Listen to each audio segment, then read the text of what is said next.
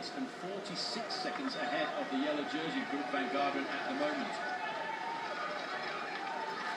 Well, Froome has answered that from Quintana, and he's gone right up behind Rodriguez. Look at the mass of orange down there.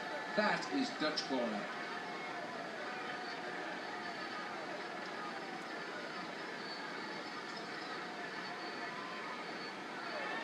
The madness we call the Tour de France here, an American leading the way through France in the 100th edition, and the men who will likely podium in Paris about 3 minutes 45 behind. Well, an American with a Dutch name, and they will give him great support. The Dutch have won at the top of this climb on 8 occasions previously, and I'm sure the Dutch on that Dutch corner there will be adopting TJ Van Garderen. He actually speaks Dutch, by the way, as we go further down the slopes now to see Kreuziger has actually picked up Alberto Contador. Roman Kreuziger recovering a little bit, or is Alberto Contador cracking just a little bit more?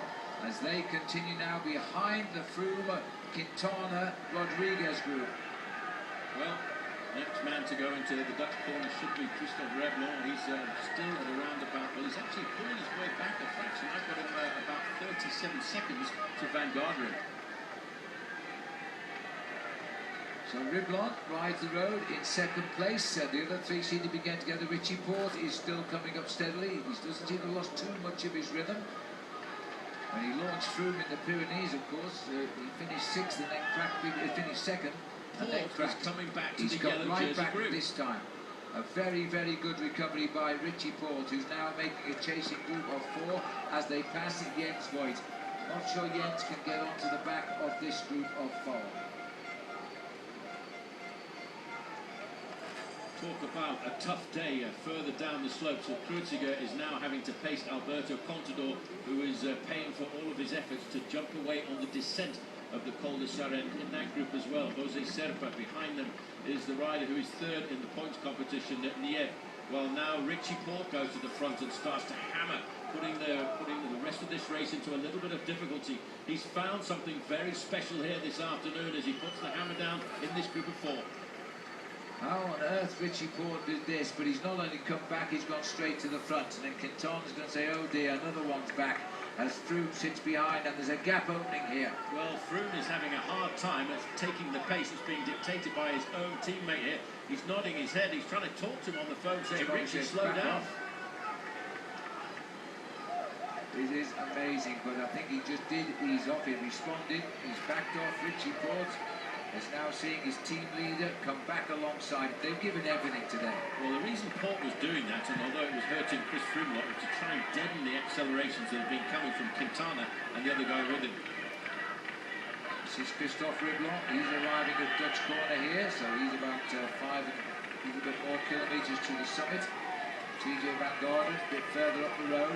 TJ Van Garderen now, Phil, has got to be thinking about the possibility of a win here at the summit of Alpe d'Huez to add to the win of Andy Hampsten way back in 1992, because he's still, as he's looking for the banner indicating 5 kilometres to go, got 3 minutes and 37 seconds over the yellow jersey group. It's still a possibility, but he must not count his chickens yet. He must just keep riding to the top of his ability here. Christophe Reblon was with him at the bottom and is still second on the climb. But just Richie Porte is handicapped by having to wait for his team leader here. Otherwise he would ride away from him. He looks so strong now. In fact, Richie Porte, given his freedom, might be able to eat into the advantage of TJ Van Garderen, but his mind is aimed on one thing, concentrating on looking after the yellow jersey, making sure that his teammate Chris Froome is not attacked from all quarters by these 2 other riders. We can now see Jens Voigt has done a phenomenal job on the right-hand side there, but Contador currently, Phil, is 1 minute behind Chris Froome. Yes, Contador's tried and so far has failed. TJ Van Garderen approaching 5 kilometres to the summit of Alpe d'Huez and still holding a lead of 3.5 minutes. Well, 5 kilometres to go on the slopes of the Alpe like this would be between 15 and 20 minutes of ascension.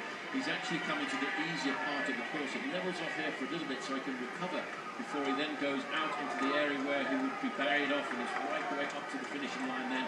And that's when once again it starts to get a bit steeper. Porter's eased back just a little bit to put Chris Froome back in the yellow zone. And these boys might be making a little bit of ground back up to that group containing the yellow jersey. Escorted all the way up by the fans. TJ Van Garderen is having to fight his way through the runners now. Well, 3.5 minutes, it's not coming down very quickly, and I think TJ Van Garderen is doing a phenomenal job to hold on to this onslaught of the massive battle that is taking place behind. TJ just having to concentrate on that climb. Richie Porte getting a message from the caller saying keep an eye on the yellow jersey, because Chris is really up against it just now, but he's living with the best and he's holding his lead and adding to it over most. Well, we mentioned a bit earlier the most valued player, Richie Porte. Well, he certainly is doing that today. Every time that Chris Froome comes under difficulty, who is there to help him? Richie Porte. Still continuing up the climb to a crazed crowd here on Alpe d'Huez is TJ Van Garderen being chased by Christophe Rebel of France. It looks as though the French are again being denied a stage win, this time by an American. 4.5 kilometers to go.